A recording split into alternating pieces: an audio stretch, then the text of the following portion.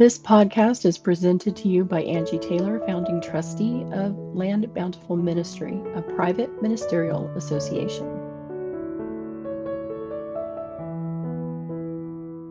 Land Bountiful Ministry is a private ministerial association with its own rules, terms, and conditions. Participation is conditional on membership of Land Bountiful Ministry. All information provided in this podcast is specifically created for private members of the ministry only. All content is offered for consideration, educational purposes, and private use only, and is not intended in any way to replace appropriate advice from appropriately qualified professionals. Each member is to discern for themselves the suitability of any and all information with regard to their own self and circumstances. Choosing to continue to listen to this podcast means you agree to be a member of Land Bountiful Ministry. Hello and welcome to your Fairy God Mentor. This is the show that inspires, encourages, educates, and supports expectant women seeking to experience unhindered, undisturbed physiologic birth, women ready to heal past emotional wounds surrounding birth, and women on a journey to create balance for herself and her family. I am Angie Taylor, the mother of 9, with 2 degrees in natural health.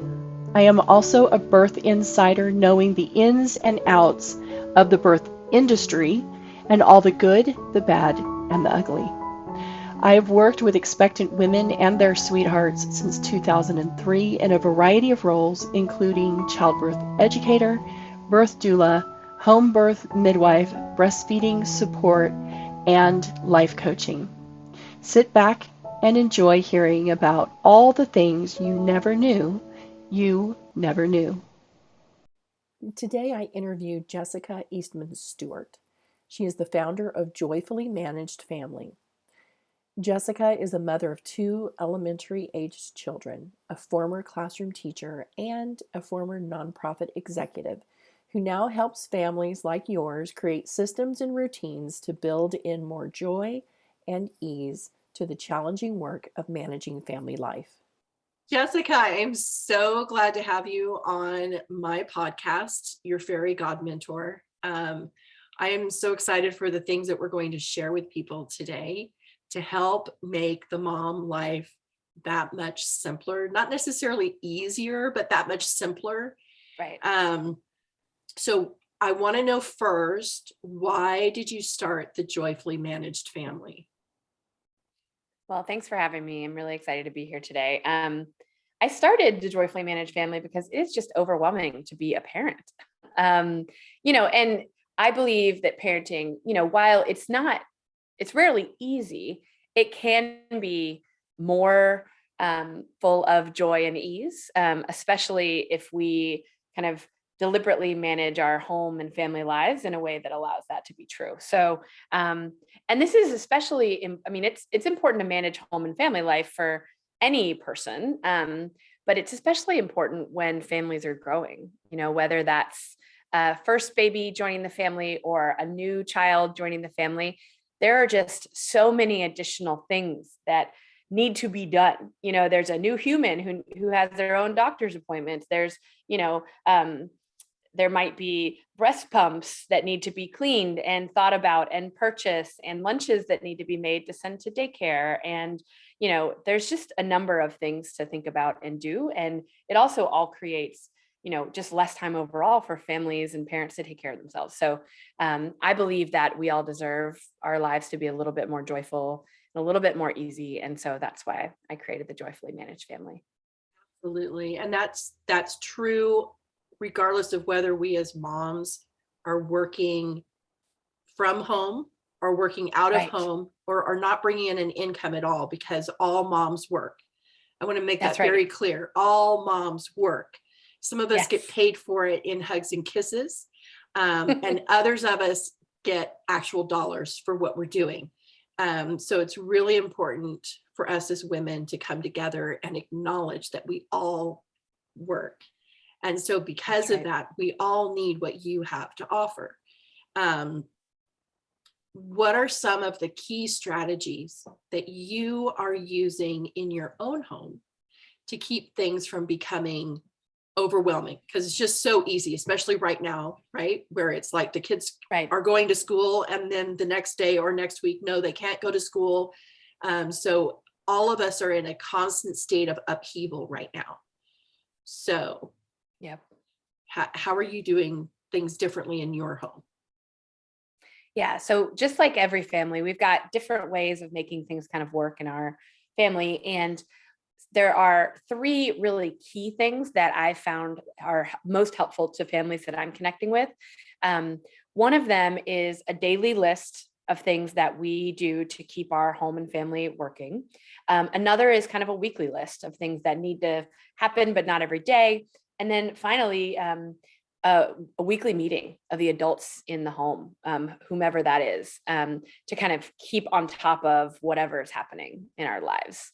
And those three things are the foundation of our lives remaining workable, even though they're still, overwhelming at times. I mean, I believe that, all families are doing a good job. And like you said, everybody's working, I actually, as a working mom, and who's chosen that, I actually think that it's easier what I do every day than the work of staying home with kids. I think I often am like, when is it going to be Monday? Because Monday is easier than Saturday and Sunday. So, whatever our live structures are, we're all doing a great job, and hopefully these ideas can help families. So excited to share more about each of them.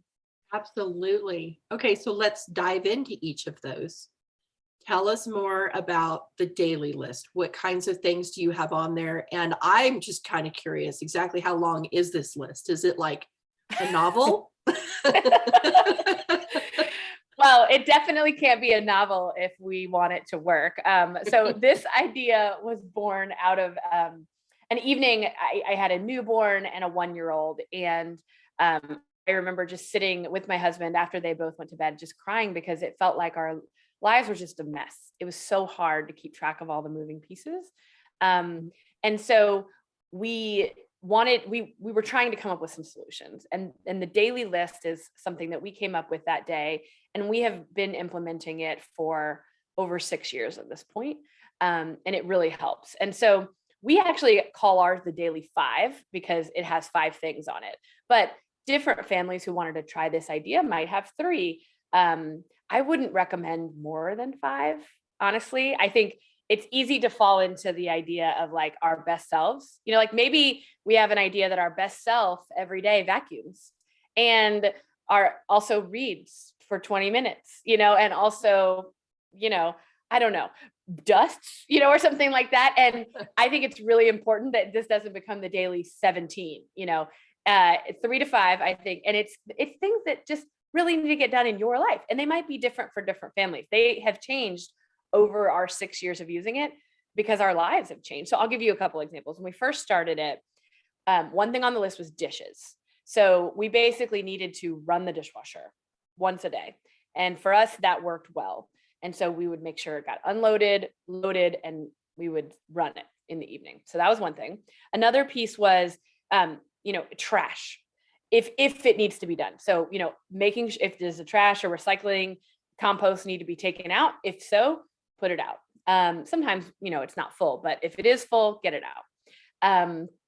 Another one on that list was I had a breast pump and so that I needed to take to work. So it needed to be cleaned, unpacked, put the milk in the fridge, and pack it for tomorrow. So that was another thing that needed to get done. That is no longer a part of our lives. And now we have different things. We have cats that need to get, litter box. So that is on our list today.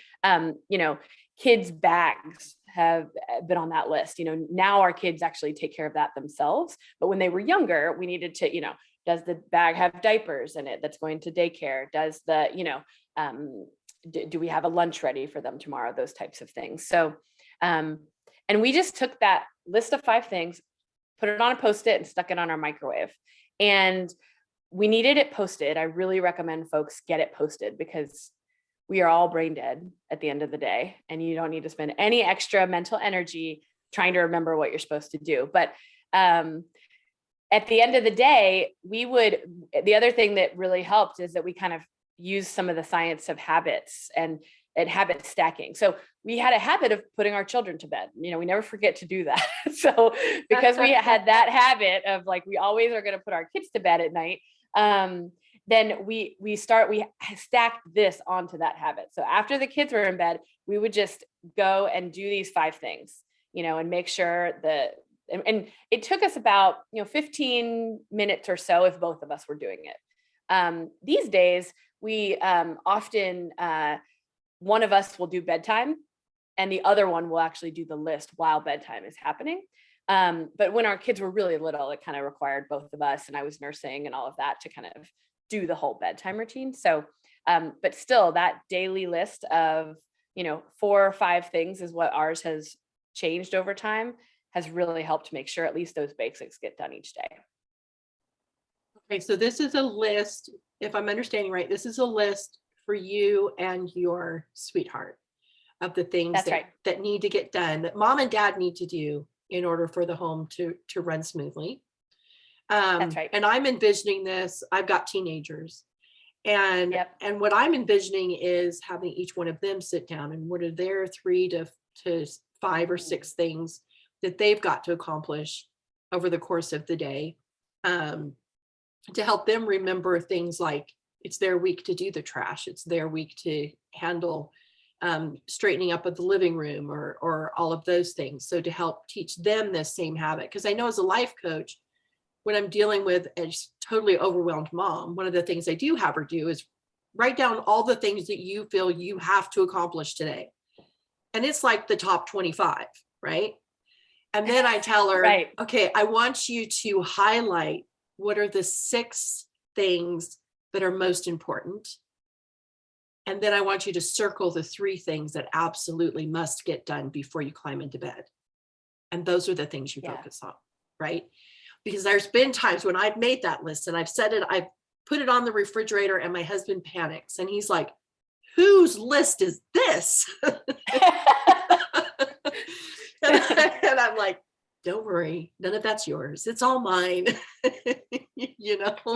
And no, they're not all going to get done today. It's just my list that I work from, for the week or for the month. It's just because I have to do a brain dump. It's so important for us to do a brain dump, especially as moms.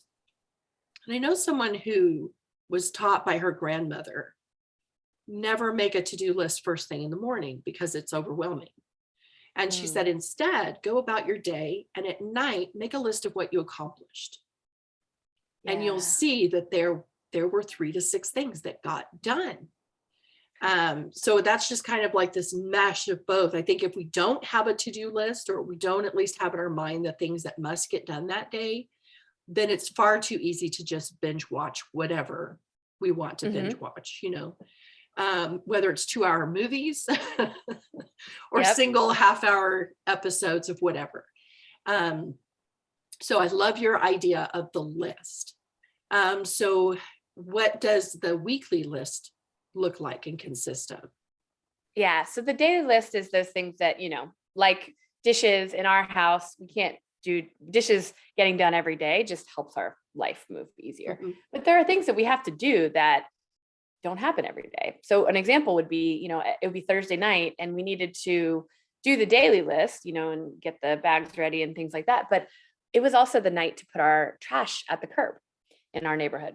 And so another thing we needed to do was laundry, but we weren't, washing like our kids' clothes every day. So we basically said, okay, there are some tasks that don't need to happen every day, but maybe we could do one of them each day of the week to allow to just take up less mental energy of deciding, should I do laundry today or should I not do laundry today? Should I do that? Or the energy to remember that, it isn't my decision whether to put the trash at the curb. Like, that's my chance. If I want my trash to be taken, it's Thursday. So I need to remember that it's Thursday. It's time to do that. So the weekly list is something we implemented a while after the daily list. And it just says, Monday, Tuesday, Wednesday. And it's got one thing that we do in addition to the daily list on that day. So Mondays, for example, we wash towels.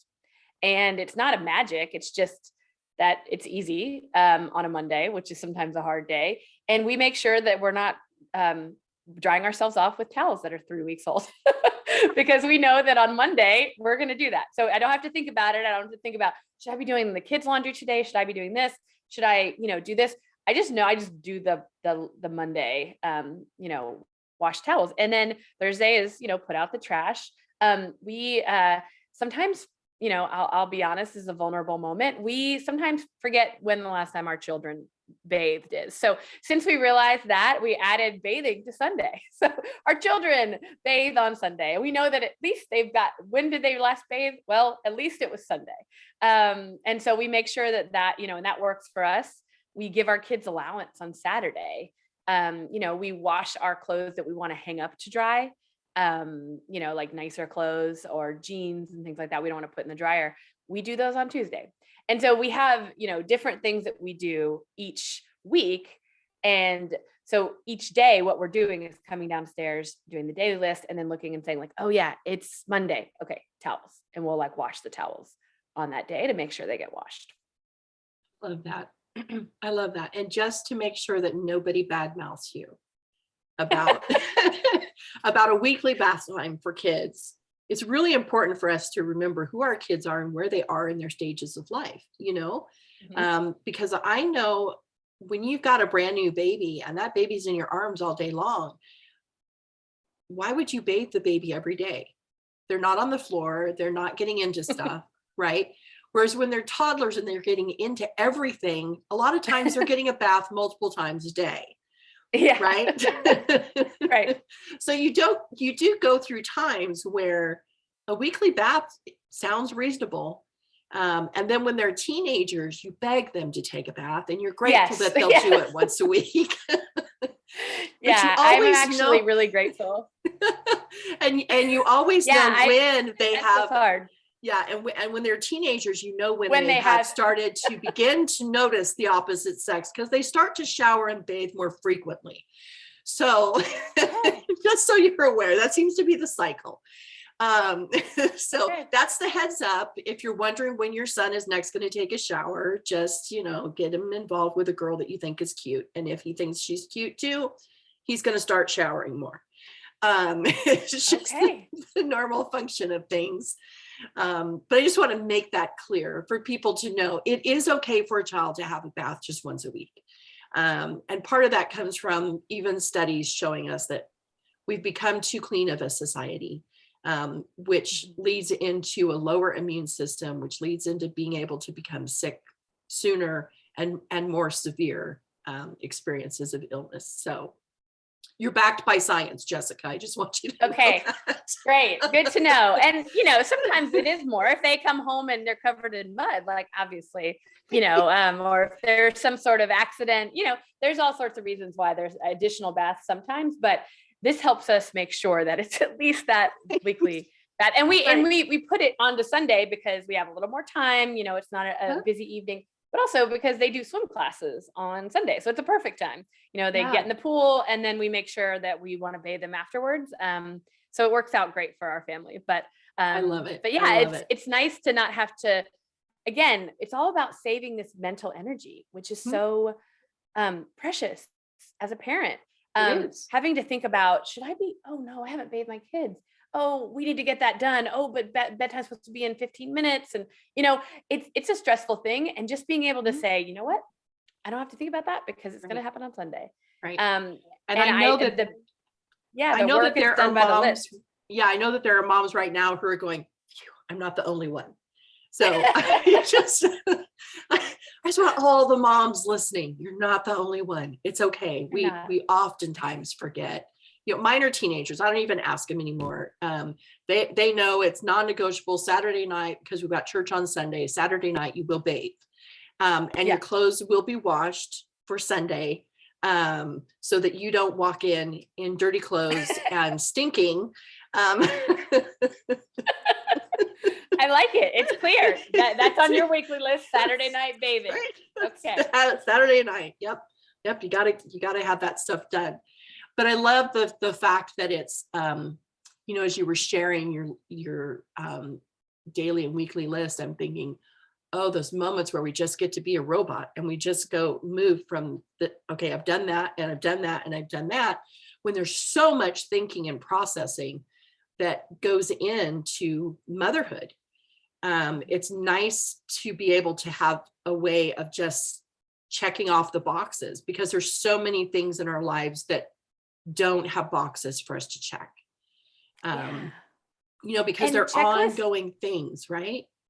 yeah, and checklists are, I mean, there's a great book called The Checklist Manifesto, and it actually talks about really high trained professions like pilots and doctors and surgeons, um, and the value of having checklists for what they need to do. You know, like when we're doing this procedure for a patient, we need to do this, we need to make sure they're not taking this medicine, we need to, clean this area, we need to give them this prescription, all the things that need to happen. When checklists are implemented, and they're required to make sure they're doing all these steps. Or for the pilot, if I'm gonna be like, one of the stories in there is about Sully, the pilot who landed the plane in the Hudson River, and the use of checklists to say, if we have this emergency landing, we need to remember to put the wheels up and do all these things. And in a moment when our brains just go haywire because our life is in danger, right? Like, checklists matter. And our lives are not in danger often when we're parents, but our brains can sometimes feel like they are, because there's so much going on. And so checklists save lives. The data is really clear that, as much as it feels a little, like, oh, I'm a smart adult, I don't need somebody to show me a list of 5 things to keep my home clean. But the reality is, it takes so much load off your brain to just be able to look and not have to redecide every day. Decide once. Decide, our daily list is this, our weekly list is this, and then just follow that. Don't keep making yourself to redecide every day. You can apply that in other parts of your life. Like, you could say, my family, we eat pizza for dinner on Friday, every night, every Friday. And we decided that once, and that reduces the Friday afternoon, like, what are we going to do? Like, we just know that we're going to order pizza. Or some families do, soup on Monday or Taco Tuesday, or, those types. Right. There's a number of ways to decide one time and let that decision, you can follow that decision for a long time and not have to keep doing that decision every day. Exactly. Like, if you are a churchgoer and you have a weekly youth night, that was our pizza night. I just placed the order and I went and I picked it up, and we all got to enjoy a wonderful meal before the kids had to leave. And the reason that I chose to do it on that night was because then everybody walked into a clean kitchen. So nobody had to deal with having to clean the kitchen after being gone for hours and just enjoying. We could just enjoy this midweek break from kitchen duty. I love that. I used paper plates, we used plastic cups, everything just went into our burn barrel. We live in the country, so that's why we have a burn barrel. So it just, as a mom, that was me taking pressure, not just off of myself, but off of everybody, And I remember my husband asked me, but you make wonderful pizza. Yes, I do. Not midweek when I'm on the clock, the kids have to leave by a specific time.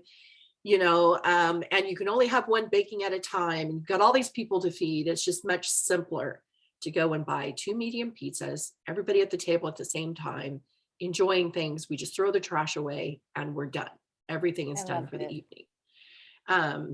So as you were talking about those lists too, and we were talking about those times where we just need that checklist, I think this is vitally important for postpartum period.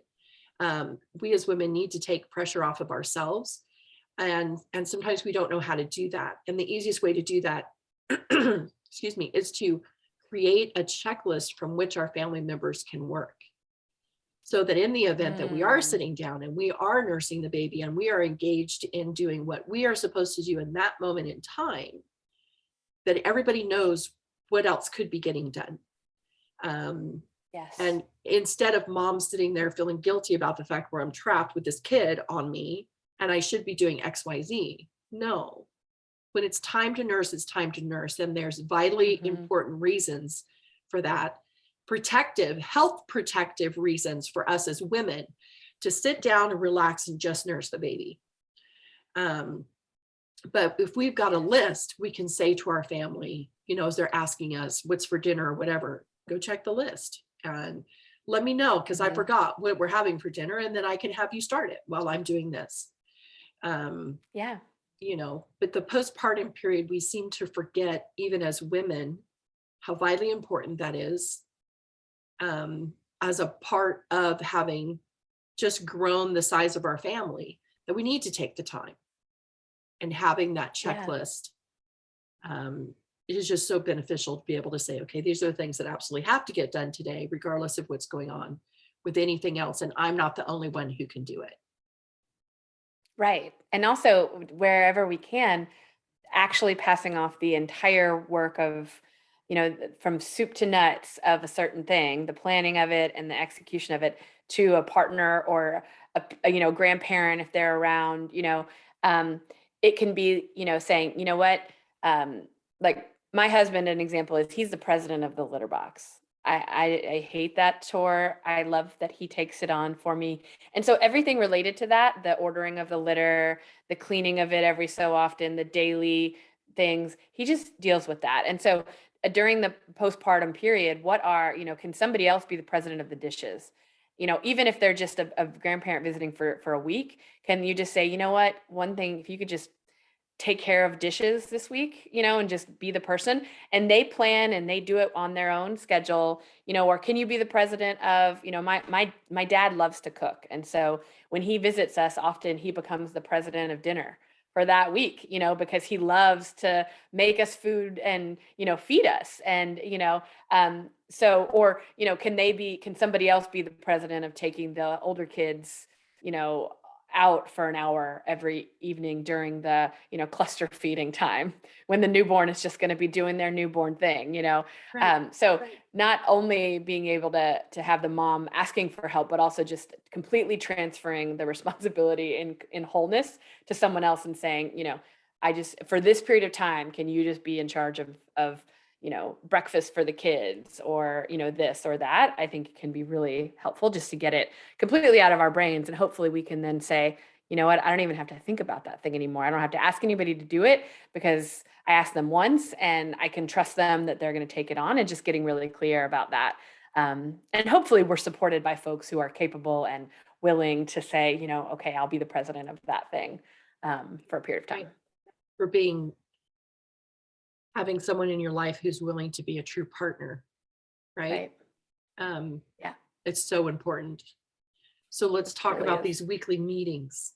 Yeah. So what do those look like? Yeah. So in my home, there are two adults, my husband and I. So we implemented this weekly meeting a few years ago to just get on the same page about what was happening in our home that week. So we typically do our meetings on Saturday morning, but sometimes we have something going on. So, it might get moved to Saturday afternoon or sometime on Sunday. During the meeting, what we're essentially doing is creating a to-do list for the week. So the to-do list is just a legal piece of paper. It's got a section for me, a section for him, and then a section of things that we got to do together. And together might be, we need to, like I cut his hair. So if he needs a haircut, like turns out we both have to be there for that. So, we put things that have to happen together. And so we, so we essentially, during that time, I'll note it's really important so that we can actually focus. This is screen time for our kids, and they love it. So we let them just go and they can watch whatever shows they want to watch, that they love. And so it's a great time for, Wild Kratts or Paw Patrol or whatever is going on. And then allows us to really focus during that time. I know some friends who have, close family support, and that, they might do this meeting on a, time when, the aunt and uncle have the kids, or the, a grandparent has the kids. So, or, it could happen while kids are in some sort of care. But for us, we do it on the weekends, and our kids are in, the care of the television for a little while, usually about an hour. And that works great for us. And they love getting to watch their shows. So, we essentially have created an agenda for the meeting, and it's really just a list of things to remember to talk about.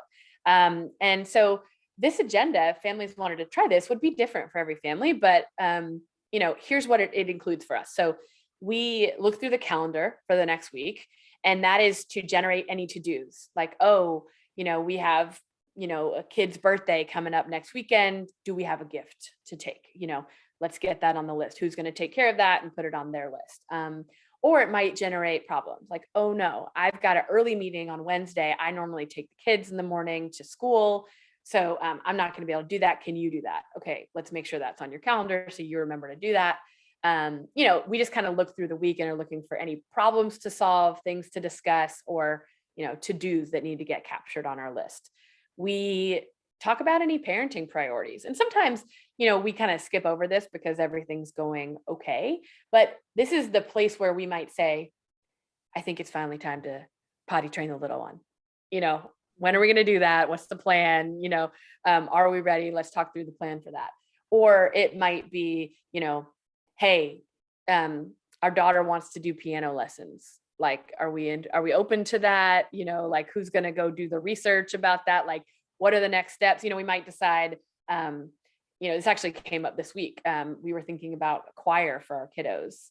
And we actually decided, like, we just got too much going on right now. We can't add another thing. So we decided just to kind of put that to bed. So this is a place where we talk about anything related to our kids. It could be, I'm really frustrated that every time we get home, we want them to unpack their bags and they don't really do it. So can we figure out like a plan to make that go more smoothly? So we have a parenting kind of, line to discuss. We have a money line. Sometimes there's not much to discuss, but sometimes there is. This week, our roof is getting unexpectedly replaced because it's leaking. And so, that requires money. And so, we had to make a plan for, okay, how are we going to pay for this? Do we need to move money from here over here? So there's a money item to talk through anything going on with money. And then, we kind of close up the meeting with a list of places that remind us where to look for to-do items that we might be missing. And so I'll give you a couple examples of where we look for more to-dos that help us generate things that need to get done. We both look in our email. Sometimes there's emails like, oh, we got an email from so-and-so's dad about doing a play date.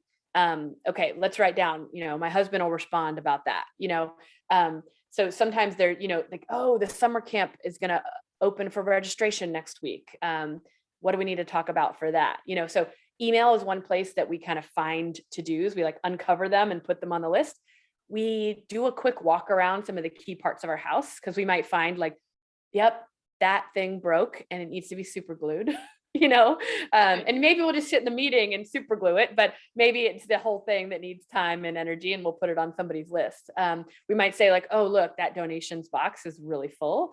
Somebody needs to make a run to Goodwill this week. So we kind of do a walk around the house. And, we also sometimes have like reminders in our phone. We use the reminders app a lot to remind us of things. So we'll look through and see if there's anything, important coming up. And all of that gets captured on the list. And so by the time we finish the meeting, we essentially have talked through, made some decisions about things going on in our life. And the product is like a to-do list for the week that reminds us of the home and family things that we both need to do, and anything that we need to make time to do together. Love it. As you were sharing all of that, I'm thinking, okay, so in our church, we belong to the Church of Jesus Christ of Latter-day Saints. And so families are counseled to have a family council. So it's similar to what you're talking about, except that, excuse me, the kids are involved in the conversation so that they can learn how to run a council. And they participate in helping us to remember what needs to get done. Because sometimes they've got things and they've said something to one parent or the other, and neither of them remembers, it's not written down, but they can say, oh yeah, I've got this thing going on. We have, like I said, our youngest is 13. So we have 13 on up to a daughter who's a single mother living with us, and she's almost 30. And so it helps us to gather as a family and just touch base with each other. What's going on? What do you need help with? How can we help you? These are the things going on for the family, for all of us to decide, are we all going to be able to participate? Or is it during a time when, some people can't get off from work, and so to help finalize all of that. So very similar concept, just the exception that the kids are involved. Yes, total pain in the neck when they're littler. But once they're teenagers, helps them to feel like they have more of a say in what's going on and the direction that the family is headed in. So very beneficial to hold those,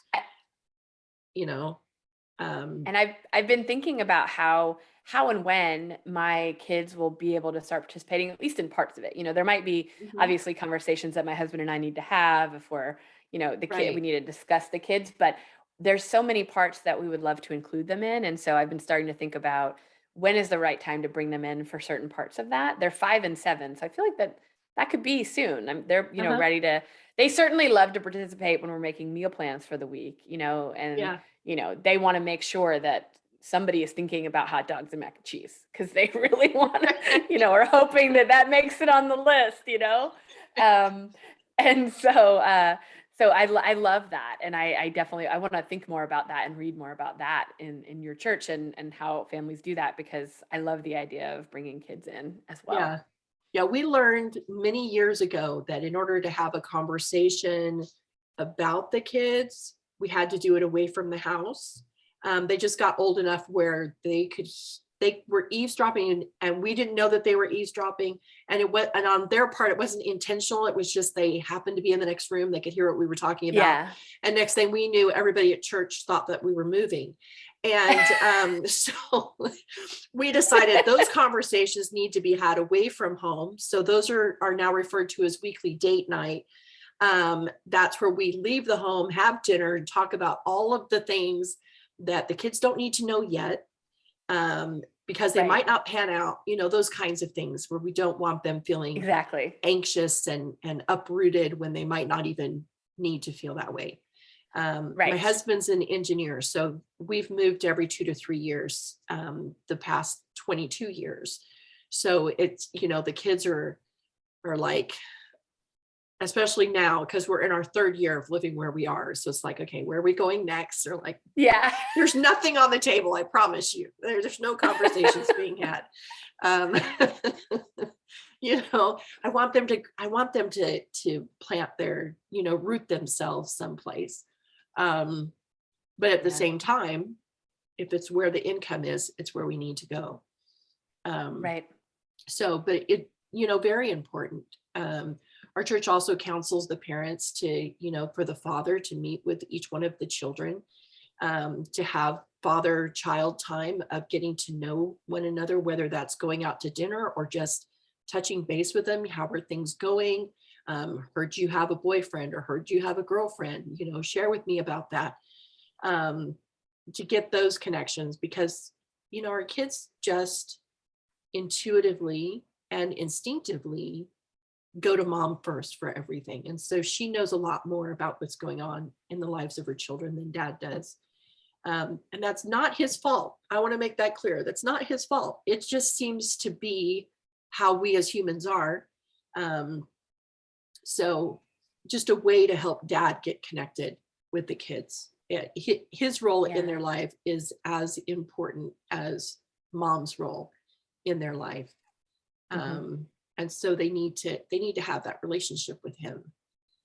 So, all of this I'm loving everything that you're doing, because it's helping to bring not just clarity to what needs to be done in the home, but helping to make it that much easier of a conversation to have.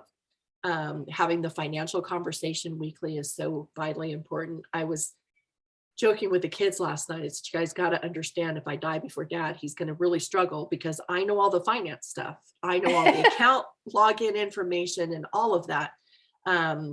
So I have it written down. I know where it is, and we'll make sure that somebody else does. But dads need to be as involved with the finances as mom is, and vice versa. We've got to know what's going on. I have a sister who was diagnosed with cancer, And that was one of the hardest conversations that she and her husband had to have, was about the finances, because she had been secretly saving some money aside, not to hold on for herself, but to make sure that they had a nest egg. And he became upset by that.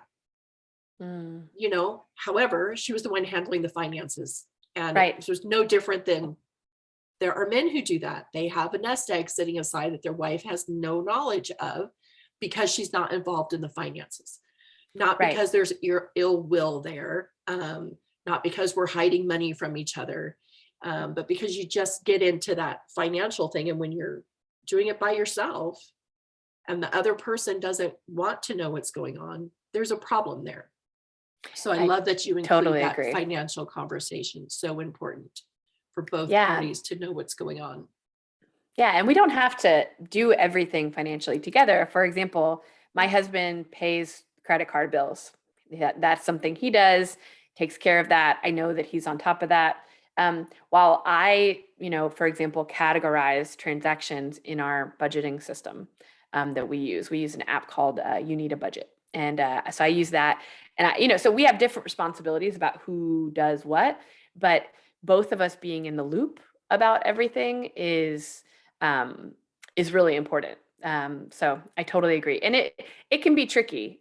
Finance is an emotional topic for many of us. And a lot of us have some real baggage based on how we've grown up. So it can be tricky, but it's a worthwhile thing to push through and get to that place where you can have those upfront conversations so everybody's on the same page, because the downside of not doing that can be really big. Yeah. It's one of the leading causes of divorce in our nation, is that financial piece of a relationship. So vitally important to have those challenging conversations until it's no longer challenging, until it is matter of fact, because it's just money. It is matter of fact. It's just, this is what's going on. I can't manipulate the numbers, and make them any different. It's just, this is where we are. And this is what we have for a date night, or this is what we have for fun time, or whatever. And then we just go from there and make decisions together. So just, being true partners means having those conversations, right? Yeah, exactly. Okay. So Jessica, how can my listeners get connected with you? Yeah. So I am most active with tips for families on Instagram. I'm at Joyfully Managed Family there. I also have a weekly email newsletter for families with 5 tips. It's called the Friday 5. Those 5 tips go out on Fridays, and they can sign up at www.jessicaeastmanstewart.com. And then on that website, there's also a blog. And so I've written more in depth about some of these ideas we talked about today. So for example, the daily list and the weekly list. So you can find those kind of in writing if those are helpful for anybody in the home section of my website. So I hope that's helpful. I would love to connect with anybody and hopefully add value with some tips about how they can make their lives more joyful and easy. Thank you so much, Jessica, again, for being here. I am looking forward to what we both experience, the connections with the listeners and hearing from them on how this information has been beneficial to them. So thank you again for being here for this episode. And thank you so much for all that you're doing to support families. And I've really enjoyed our conversation today. Have a good rest of your day. Thanks, you too. Thank you for listening to today's episode. To learn more about Land Bountiful Ministry, visit our website, landbountifulministry.org.